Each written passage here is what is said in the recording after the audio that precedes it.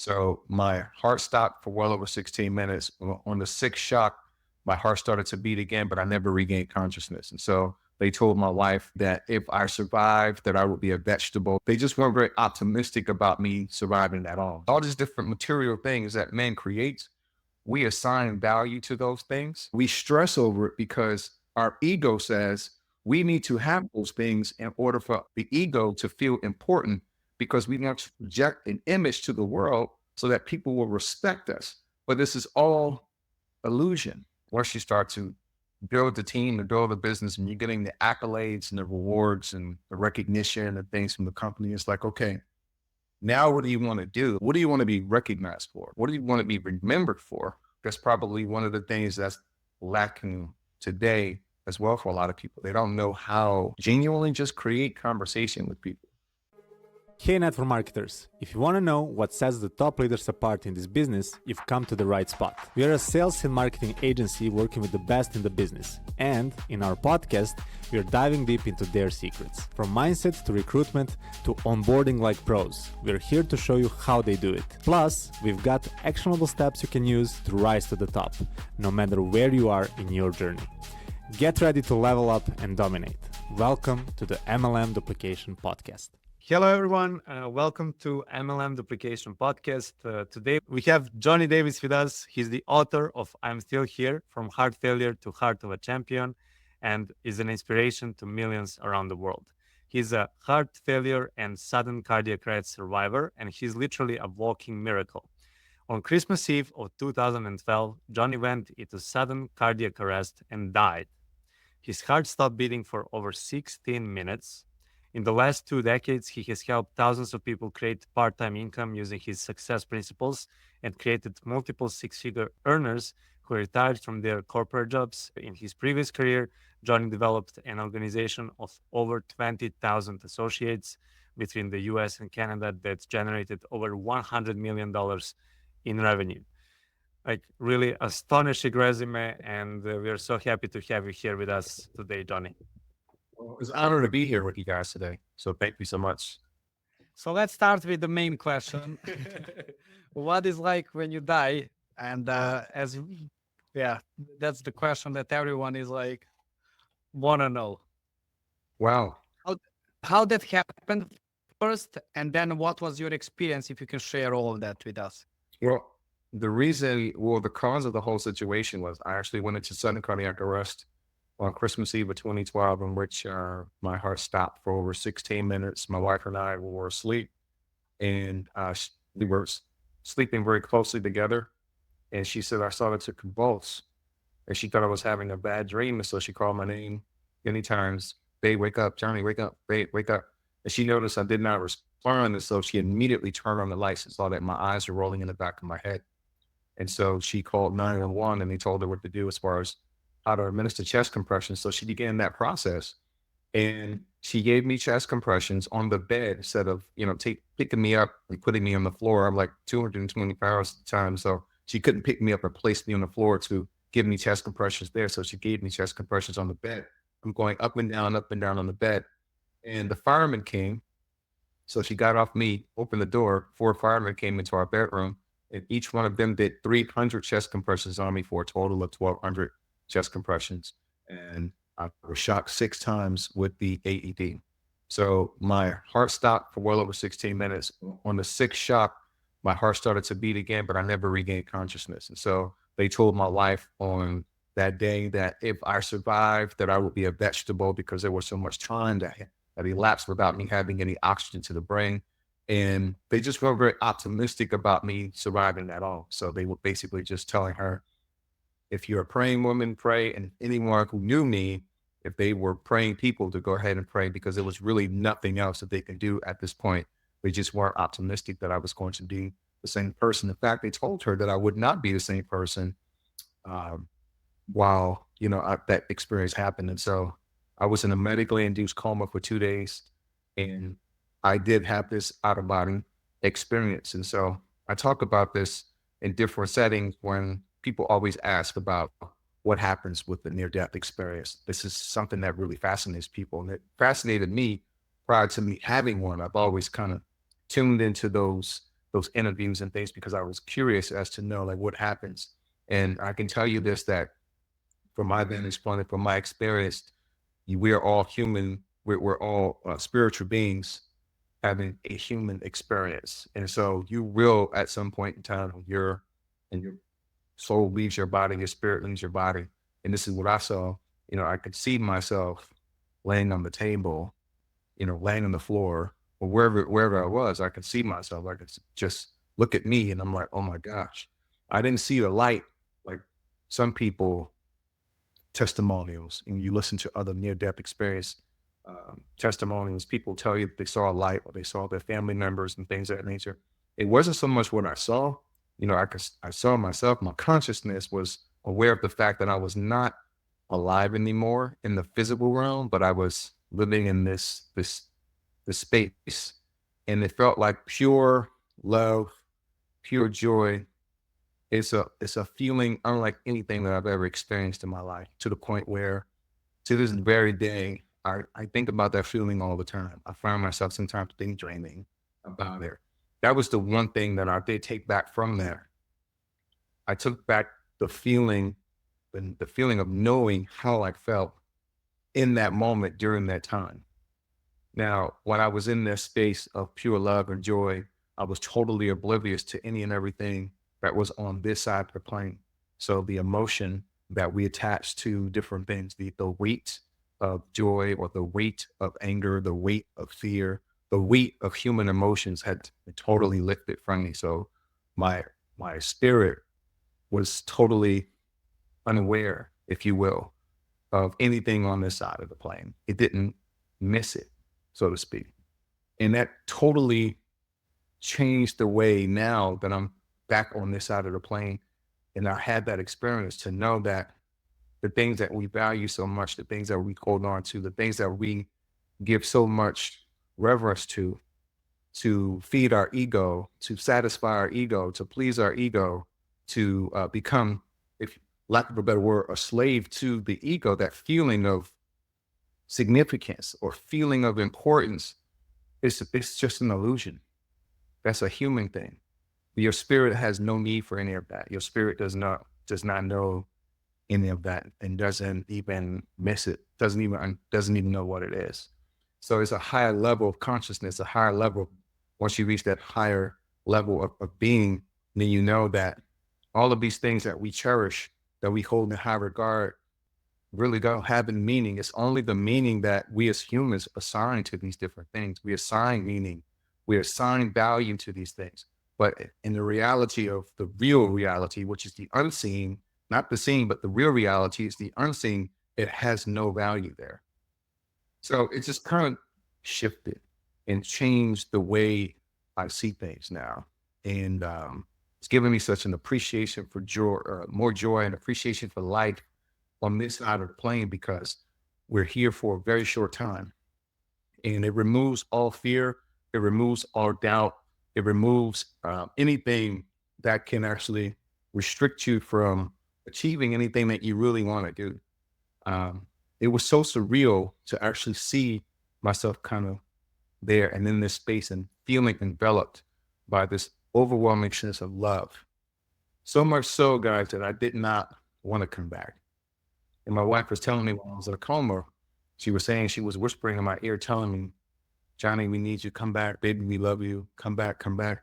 And I told her, I said, I didn't hear a word you said. I didn't hear anything.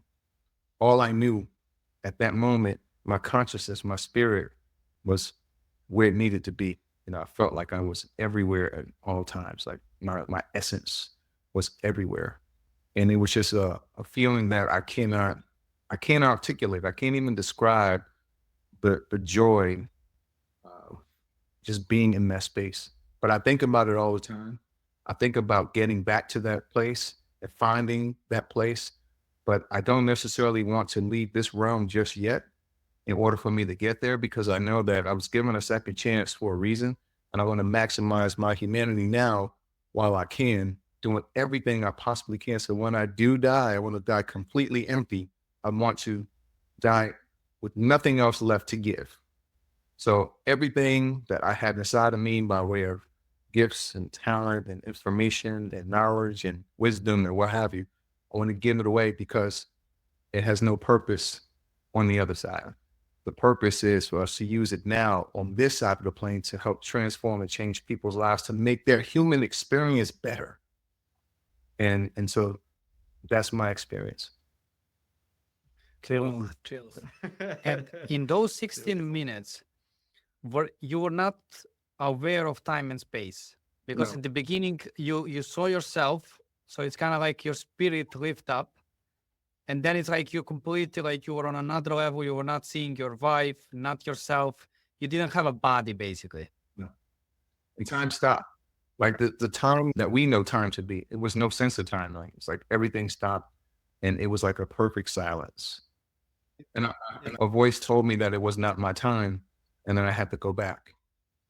And it was a subtle voice. I couldn't tell if it was a man's voice or a female's voice, but it was a voice. It was very soft, but it was very loud at the same time. It's just like if you've ever been in a situation where you've been reading a book and you're reading a book to yourself. You're not speaking aloud. You're just reading the book to yourself. You can hear that voice in your head, but can you describe what that voice sounds like? Probably can't, right? You just know that you hear a voice. And that's what I experienced as well. I heard that voice, but I was unable to detect exactly what kind of voice and whose voice it was, but it just told me that it was not my time and that I had to go back. And I just remember feeling like I didn't want to go back. Like, I want to stay here. I want to stay exactly where I am. But I had to come back, and here I am. And does that make you not afraid to die again?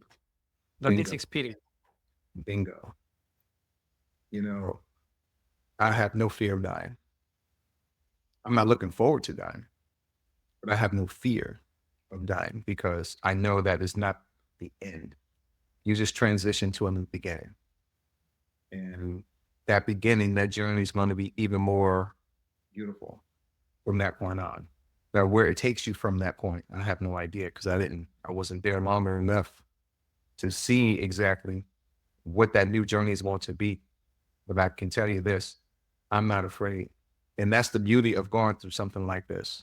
For me personally, if you listen to other people who share their NDEs, they'll tell you different things. Some people have beautiful experiences. Some people have horrible experiences when they tell you they actually, went to hell and they experienced evil things. But that was not my experience. And so I have no fear of that because I make sure that I'm doing everything that I possibly can do on this side of the plane to be of benefit, to be of service, to be of help to humanity, to be a light in the world of darkness, to be of salt, to be salt on the earth, like to be a person that's doing good and providing love in the world. That's what I'm focused on. That's what I do. That's how I live my life. So I have no fear now, especially since I've kind of gotten experience and a taste of what that's like. I have no fear going back into that space. And how did you change your life after that? Can you now see the difference, you before that experience and you after, in a way that you do things? And do you now stress about things? No, I don't. Because again, when you understand that the things that we stress about, these human things that we create our own stress. We create these things that causes us to be stressed out. If you think about the things that people stress out over in many instances, is most of the time it has something to do with money or some type of resources, or they're stressing over how people, what the perception that they think people have of them if they're doing something or what have you. And these are all illusions. These are all manufactured in our heads. Nothing that we fear is actually real. Danger is real, but fear itself is an illusion. So when you understand that the things that we assign value to, like money and gold and silver and cars and homes and houses and all these different material things that man creates, we assign value to those things. And it really doesn't have any true value or true meaning, but we stress over it because our ego says we need to have those things in order for us, the ego, to feel important, because we want to project an image to the world so that people will respect us. But this is all illusion. It's all it's not real in a sense, because when your spirit transitions out of this body, this suit that we call a body, and you leave all these things behind, and everything just kind of fades away and disappears, and all of the value that we assign, you just realize it was just never there from day one. It's all manufactured. It's all perception. It's all produced. It's just like you look at your home, and your house has a value, but it's a perceived value. It doesn't necessarily mean that the house that you live in today is worth $500,000. It cost the builder $50,000 to build it, but they'll sell it to you for $600,000 or $700,000 or $800,000. And you're saying to yourself, I live in $1 million house, and you pat yourself in the back. Well, who said it's $1 million? Who's actually said it's really worth that? Where does it come from? Yeah. You know, so the things that people stress over, I don't stress over. You know, I go through life, I go with the flow of life. I've learned now to go with the flow instead of going against it, and just kind of move with the rhythm and the flow of life. And that just simply means just being in alignment with the things that you desire to do with your life purposely. Like if you understand now what your purpose is in life, if you just go in the flow of your purpose, you can move with ease as opposed to going against it, doing something that you really were not purposed to do. You kind of experiencing roadblock after roadblock after roadblock because you're not in alignment with the things that you are supposed to do. So no, I don't stress. I don't have the fear of death. I don't have the fears of not doing anything or anything happening, because number one, I've accepted the fact that I'm not in control of anything. And so when you relinquish that, a feeling of being a control freak, like you have to control everything. The first thing that you learn that you're not in control of anything. So you have to just kind of like relinquish, release, go with the flow, and everything that is designed for you to have, it'll come to you. You'll bring it to you. Your energy will attract it to you. The love and the positivity that you put out in the world, it'll bring it to you. It'll bring you the resources. It'll bring you the people. It'll just conspire to do whatever you need it to do, because now you're walking in complete alignment with what it is that you're destined to do. And how people can find their purpose? You found yours when this happened to you and you saw like your spirit basically. How other people who will not go through that experience, how can they find their purpose? And do you think it's possible to achieve that level of spirituality without having to go through what you went through?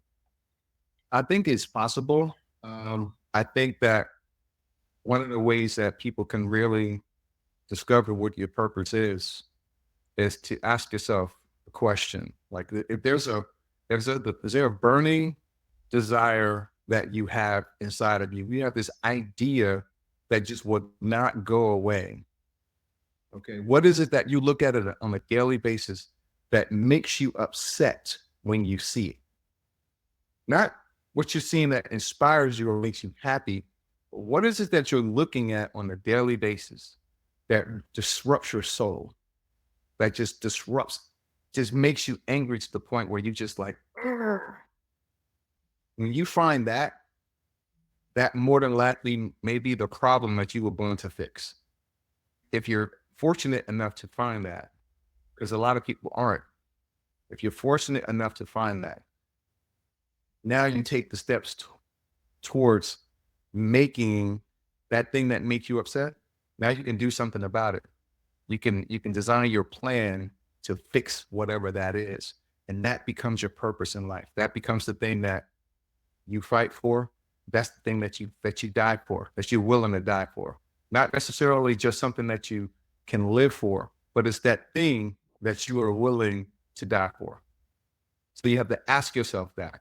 Ask yourself that question. What is it that you see on a daily basis that just makes you upset to the point where it just creates this idea inside of you that just will not go away? When you sleep at night, you're like, you didn't really get a restful sleep because there's something inside of you that just says, you need to do something about that.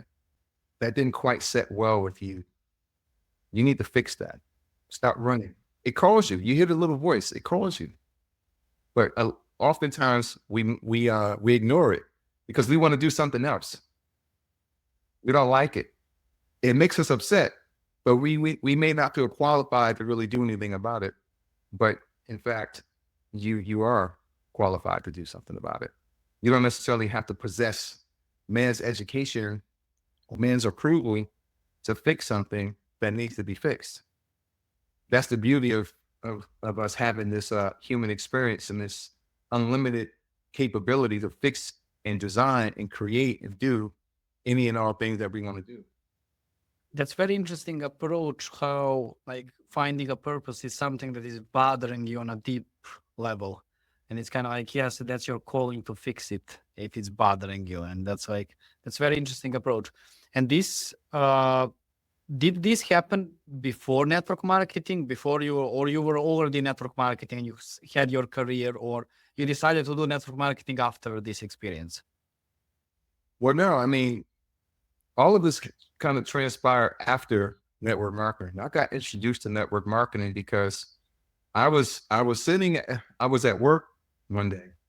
I was sitting in my cubicle and I was sitting around a bunch of older people that were like old enough to be my parents. And they had been in the job for many years. I think they were like not too long away from retiring or what have you. And I just remember sitting there. I just got the job. I'm 24 years old. And they were just complaining about how they hated the job and how this made them sick and that made them sick. And I'm just like, oh my gosh, I wish these people would shut up. And I'm like, you know what? If I have to do this, and I just looked at them, right? And I said, if I could do this for the next 40 years, then someone should just kill me right now. Because there's no way. And I want to end up like that, right? And I just happened to get a phone call from a friend of mine that said, hey, this guy is having a meeting at his house. They're talking about getting paid every time people make long distance phone calls and pay their bills and get pagers on pagers and stuff like that. I'm like, really? Okay. And you can make unlimited income. You can build as larger team and business as you want. And all of these things were like great buzzwords for me. You know, unlimited income. I can do what I want to do and just have the time freedom. I'm like, okay, you're talking my language. So I went to this guy's house. I didn't know him at all. I just showed up at his house. They were doing a presentation. I looked at the presentation and it made sense. It made enough sense for me to make a decision to say, I want to join this business, even though I didn't really understand everything about network marketing because I had never even heard of the term before. Yeah. Presented it in a manner in which it was just, hey, you're starting a business. You're an entrepreneur, you're starting a business. But the term network marketing or direct sales or multi-level marketing, no one even mentioned anything about that. So I was like, oh, whatever. Okay, I'm just joining a business. I'm going to be doing it with my friends. I can make as much money as possible. And you're telling me all I have to do is get people to switch their long distance service? Are you serious? Oh, yeah, we can do that. We're going to go crazy with this. And so that was my entry into network marketing. I just got involved in this space out of frustration. I didn't see a way out in the corporate world. I saw my future in these two people that were complaining. I'm like, I don't love that future. I want a completely different future. And then once I got started in network marketing, Pandora's box opened and I began to see life from a completely different point of view. It was almost as if prior to network marketing, I was looking at life through a black and white lens. And then when I got started in the industry, everything became color. I was like, oh my gosh, this is a beautiful world. There's a bunch of people out here that are fired up, that are passionate, that are excited, that are just genuinely enthusiastic about changing the world and helping transform people's lives and just making a difference in not just their community, but in their state, and they're taking the state and then going around the country and then eventually around the world. That's something I want to do. I want to be a part of that. And it was just the energy was so positive. So that's what actually put me in that space. And I got really excited about it. And then I discovered personal development, and personal development really opened up another world altogether. And that's when I really started to kind of like hone in on purpose, because once you start to make the money, once you start to build the team, to build the business, and you're getting the accolades and the rewards and the recognition and things from the company, it's like, okay, Now, what do you want to do? Like, what do you want to be recognized for? Like, what do you want to be remembered for? What do you want your legacy to be? You start thinking about, things like that down the road. And so the personal development journey got me thinking really more about not just making money, but now purpose and walking more in alignment with, what you're doing with your life. And then of course, after the sudden cardiac arrest, it was like, all right, well, you know what? This is what it's going to be going forward. Like, I have to now make sure that everything that I do is walking in alignment with my destiny, because I don't know when the next time something's going to happen. I mean, I'm healthy, I'm good now, but like, as I said earlier on the call, I'm going to maximize my humanity. In order for us to do that, we need to make sure that whatever we're doing, it's not going to require so much time, because time is something that we don't have a whole lot of. So we want to be very, very, very particular. We want to be strategic with our time to ensure that whatever it is that we're doing, that we're maximizing that time to get us to that place that we want to get to. So we don't have time to waste on frivolous things that don't serve us, things that do not support where it is that we want to go. I have a mantra that I live by today as a result of the sudden cardiac arrest. And it simply goes like this: if it does not evolve me, it will not involve me.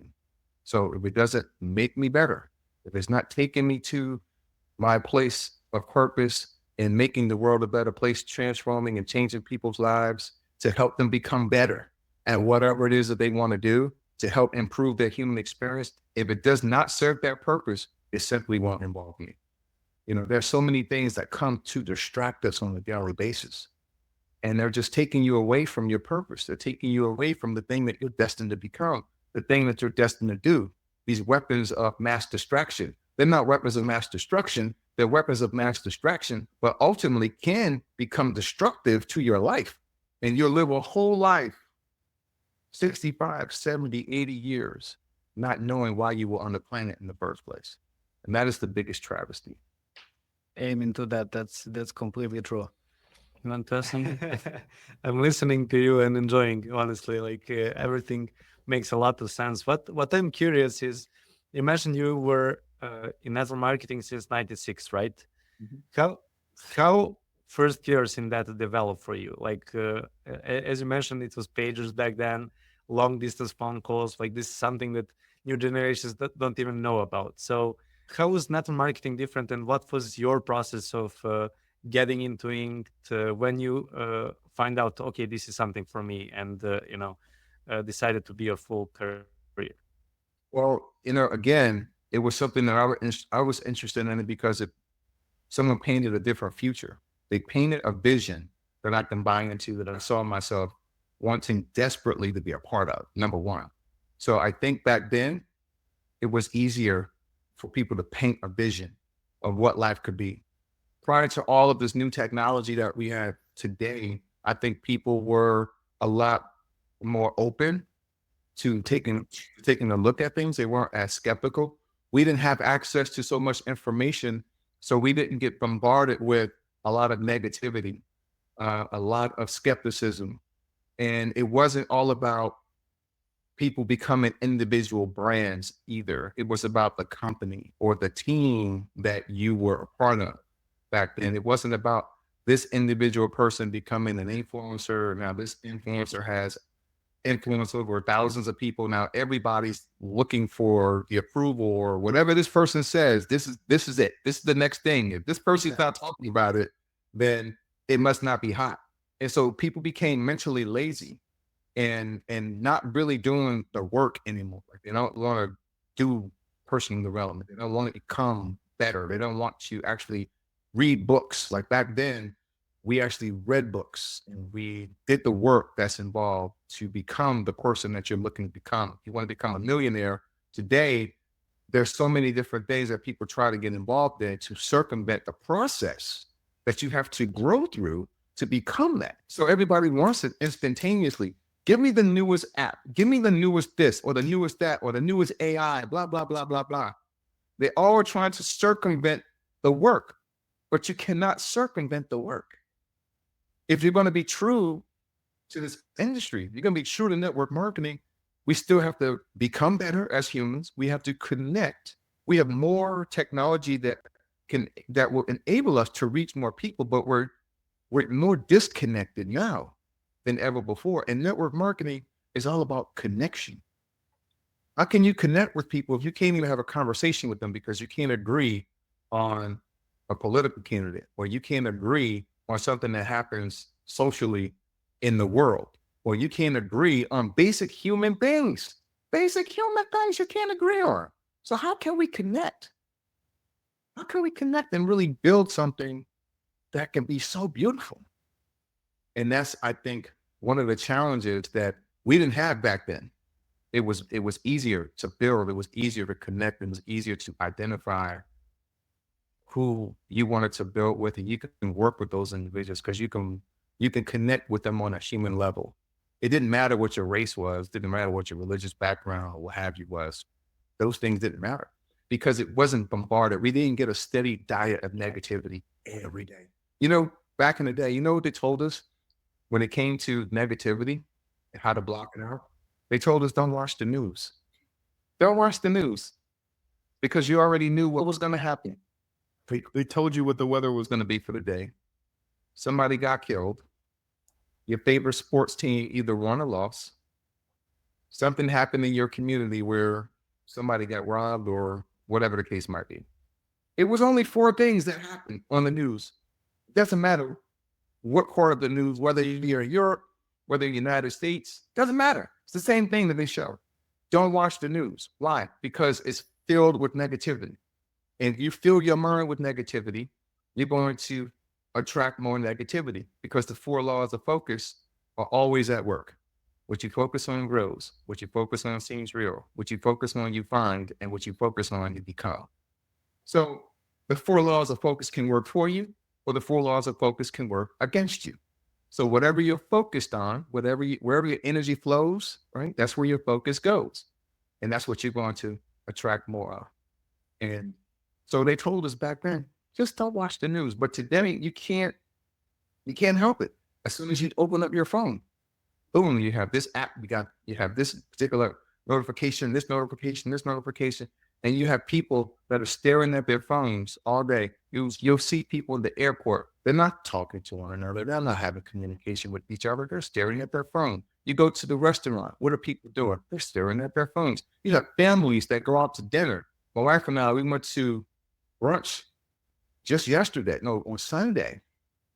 We took our son with us, and all of us, we're talking and we're looking around and we're seeing people sitting at tables and all of them have their phones out, just staring at their phones.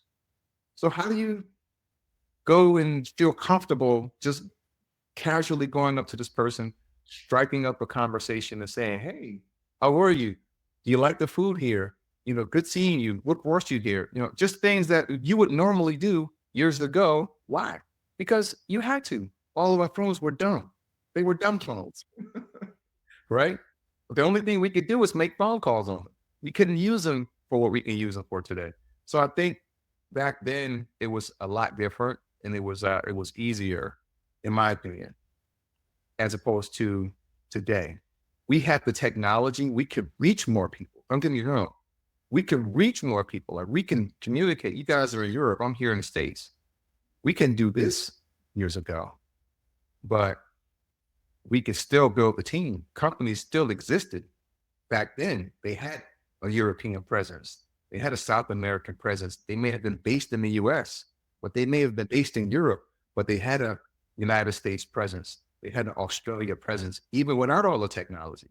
So I just think that it was a little bit easier to build a strong community of people that you could really work with. If that makes some sense. Yeah, it makes sense. And how do you do it now with this new technology, new age? We know that you're against it. How do you do it? How do you do it now with your team? And how do you and how your team recruits people now? Well, I'm not against it. I'm just saying that I think it was easier back then, but I think that right now we're leveraging the technology that we have, we just have to be very mindful of the things that once we have people together, the things that we're actually talking about. Number one, we have to keep the main thing the main thing. The main thing is always whatever the business is that you're involved in. So just keep in mind that we're here to help each other grow in business. I'm here to serve you. I'm here to help you achieve whatever goals that you want to achieve in this business. And you create a culture of inclusivity. You create a culture of love and respect. You create a culture of where everyone feels valued and that everyone matters. That's number one. And number two, if you can get your team together, and this is what we try to do now, we leverage technology to have meetings and things of that nature, because we don't see too many companies, especially after the pandemic, having weekly meetings in hotel environments and things of that nature. A lot of companies have gotten away from that. And so we can leverage technology like StreamYard or, Zoom or whatever the technology is out there. We can leverage these things, but we should always have something where we can come together at least once a month, where if you have leaders in a market, the leaders get together in that market and you host a meeting, a live meeting, to get together, to have those bonds and relationships. It's good to shake people's hands. It's good to give them a hug. It's good to laugh and eat and break bread and do the human things again. Like we have to bring the humanity back into network marketing. Everything is so, the ideas are so focused heavily on automation and doing and developing your business in a way in which you don't have to talk to people. I don't want to talk to you. I want to get thousands and thousands of clients without having to talk to anyone. I want to get thousands and thousands of clients without having to go through personal development, without having to meet anybody. That's not network marketing. So we want to stay true to that. Leverage technology. Let's have the meetings in this space, but we got to get together at least once a month. We have to have those corporate events where people come together at a convention.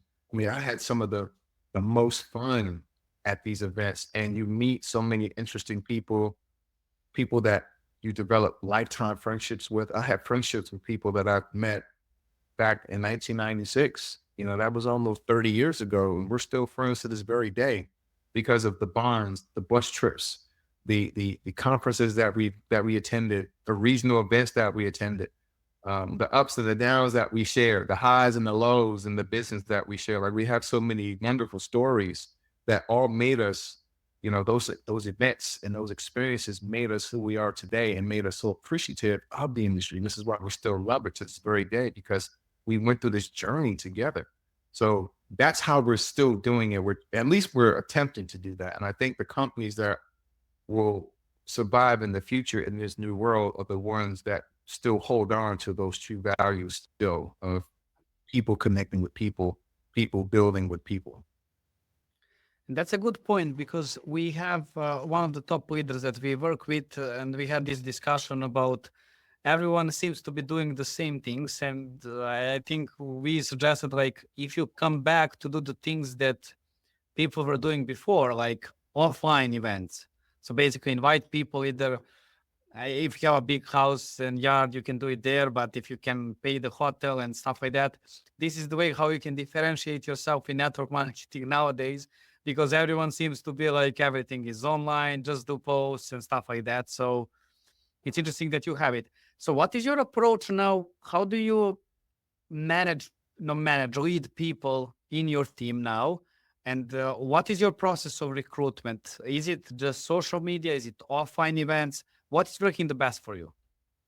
Well, for me, I kind of leverage everything. Right now I'm actually the vice president of network development for a company called Vive. And what I do primarily to recruit folks is to leverage technology, leverage social media, because the world is on social media.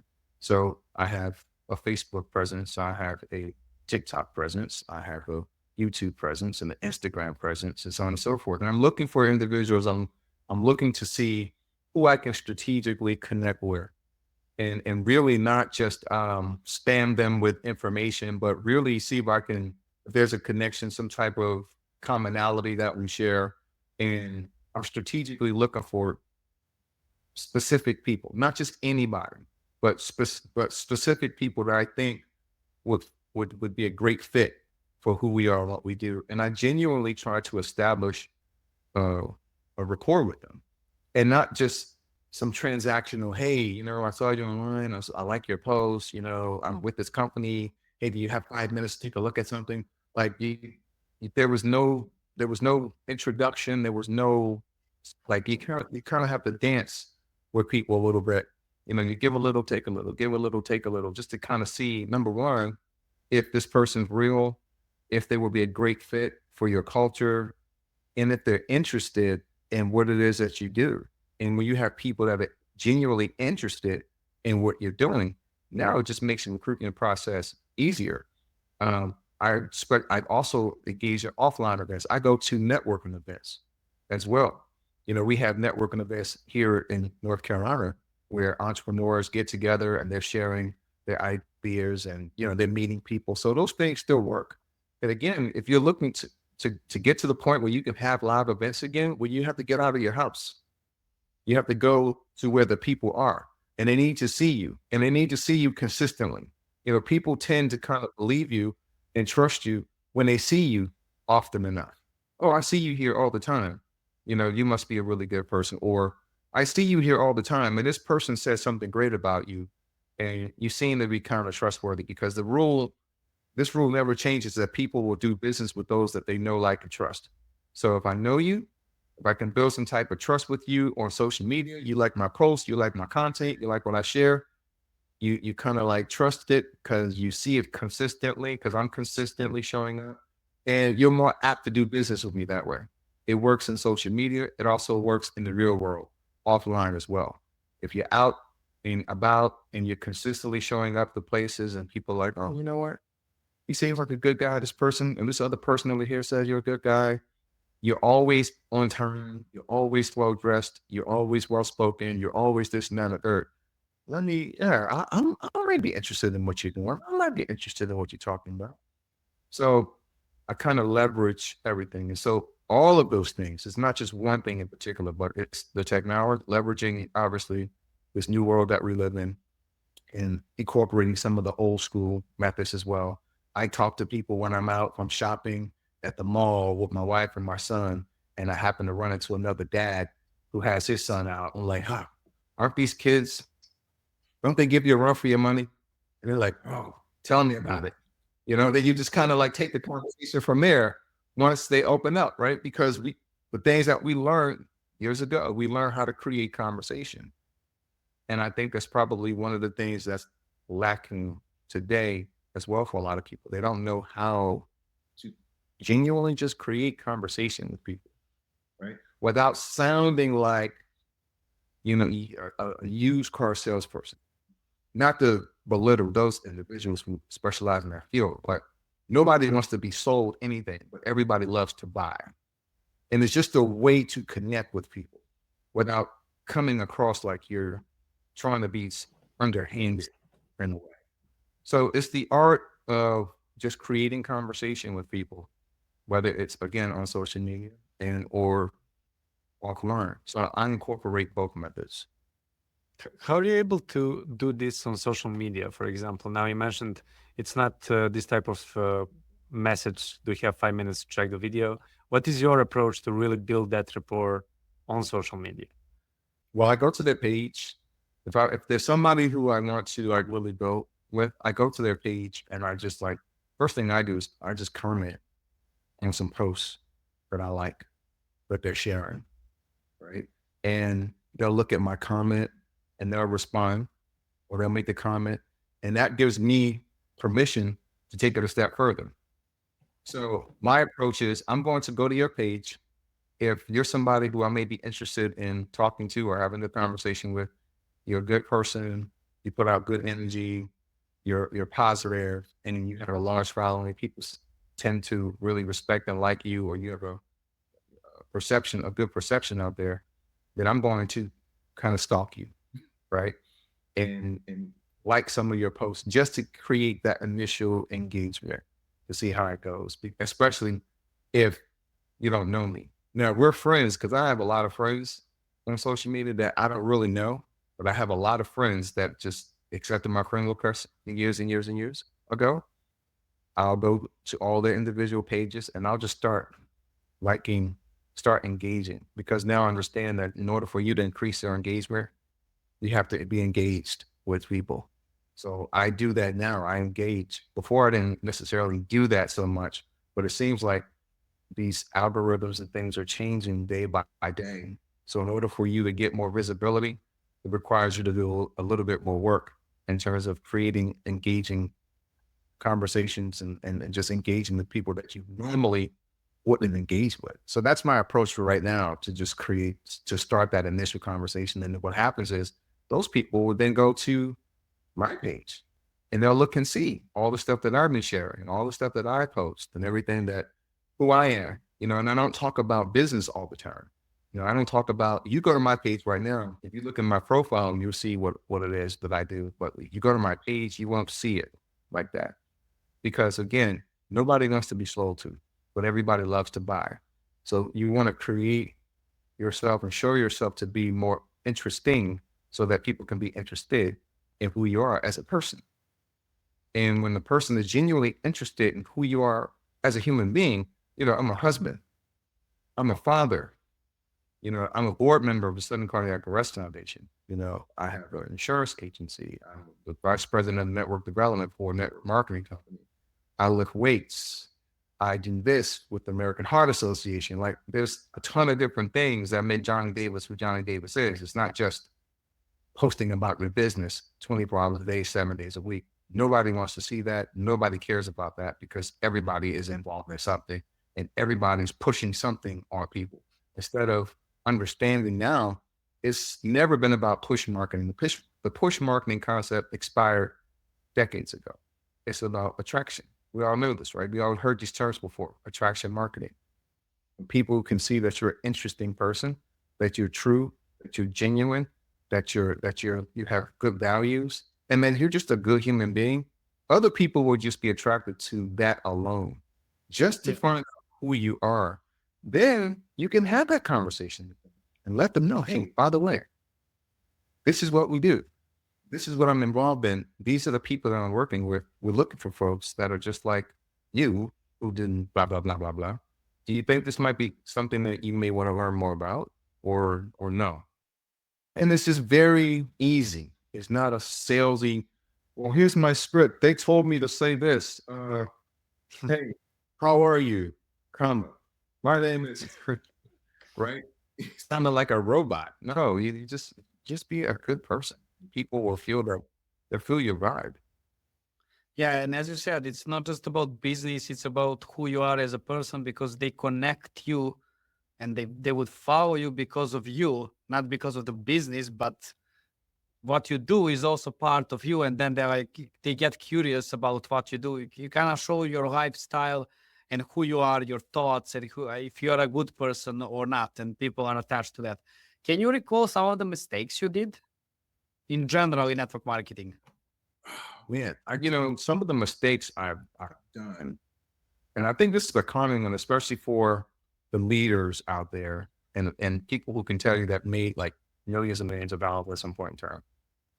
One of the mistakes that you often make is you make the mistake that everybody, number one, sees the business the way you see it.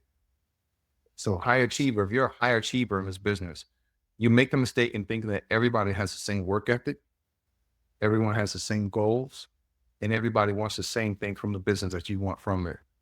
And oftentimes that is not the case. You may be a high achiever, and you may have some people that may show flashes of them doing some things, but they may not necessarily be on that same level.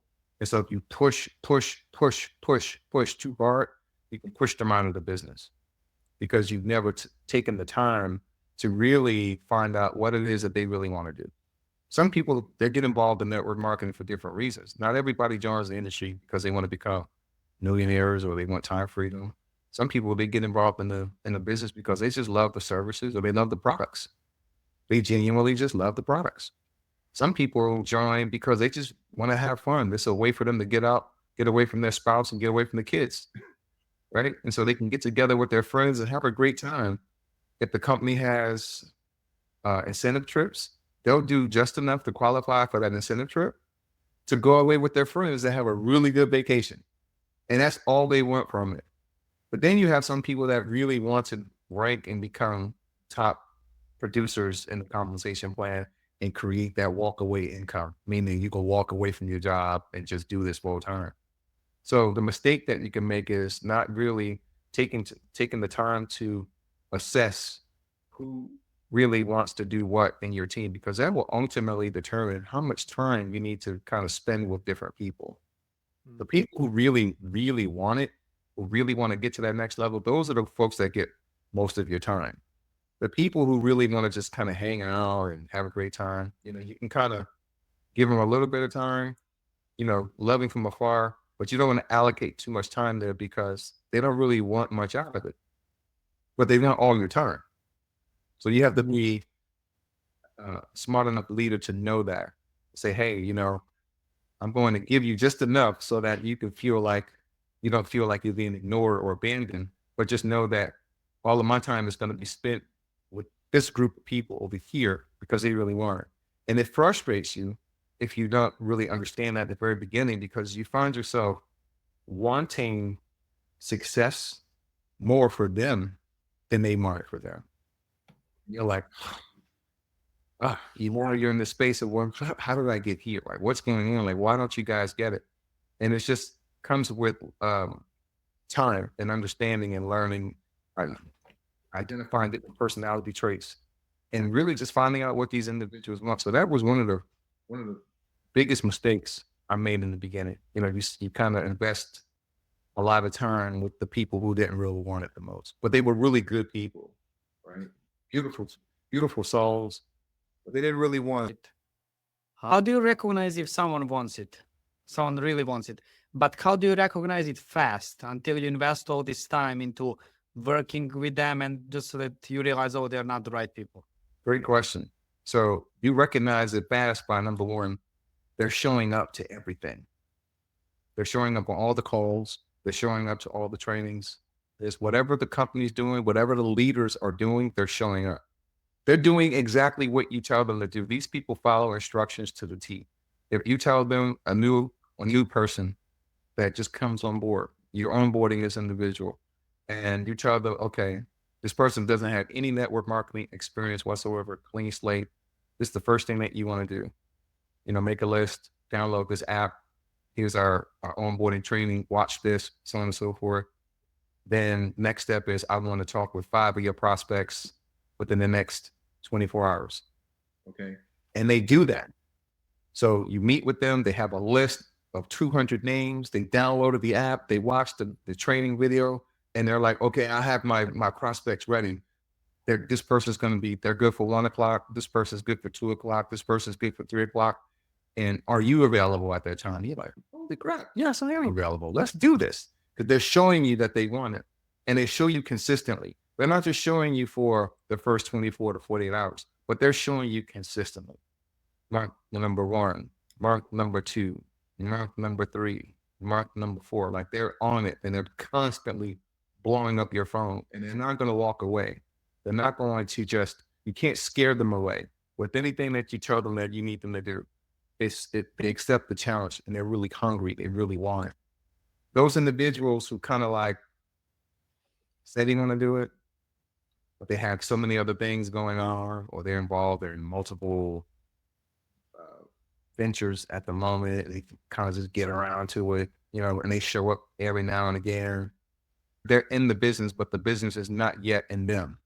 The other person who's showing up, they got caught by the bug, and the bug is in them because now that person, they're following instruction. They've made some money within that first 30 days. And you know that the person who makes money within that first 30 days of coming on board, the chances of that person sticking around has just increased by 90%. When we say sticking around, we mean sticking around for the long haul, because now that business has become more believable to them because they've made money. They may not have made a lot of money. Doesn't matter. They made something. They see proof that it works. So they can make $100. They can make 200. If they can make 200, they can make 500. They can make 1,000, so on and so forth. So that person is consistently showing up to everything and they're following instruction to the T. They're calling you when you're not even expecting them to call you. And they're doing it over and over and over again. Like that's the most coachable when they're extremely coachable and they just do whatever you asked. And hopefully you're a great leader and you're leading by example because they will much rather watch a great leader than listen to them any day of the week. If you're a great leader and you can show them by example what you've done and what you're expecting and asking them to do, then they'll really do it because now they're following somebody who's actually done that. They've done the work and they can show that I'm not just talking the talk, but I've walked the walk and I'm walking the walk with you. And we're going to do this together. So that individual, that's how you can identify if somebody really, really wants it. They don't let little things throw them off track. They're 100% focused. They're locked in. Some people, they get involved in this industry and the slightest little thing that can take them out, they're gone. Right? They're just looking, they're joining a business today and they're looking for something. They're looking for something to make them quit. Yes. It's crazy. The slightest little thing. They'll join the company and they're like, oh, I had an issue with customer service and I was on the phone for 10 minutes. This business doesn't work. I quit. Really? That's all it took? Was 10 minutes for you to wait for your call to be answered? You can tell the size of the person by the size of the thing that knocks them out. And that's a great advice because you don't want to waste your time to, spend it with people who are not in it and not ready. Let's say maybe they are for it, but they're not ready to take on that next level. We really enjoyed this conversation. We covered a lot. You shared a lot of valuable stuff, and maybe we can agree to some other podcasts because there is more to you and more wisdom that you can share because not many people can say that they have experience that you had. So that's like amazing. And God bless your wife, man. It's like she basically saved you there. She did a great job, and it's amazing what you have achieved also after that. And now you're helping others. So we are really honored and happy to have you on this podcast. And I think a lot of people who are listening this would feel the same. And hopefully we do it again on some other time, like episode 2 with Johnny. Thank you so much. It's been an honor to be here with both of you, and I really appreciate it. Thank you. Thank you, John.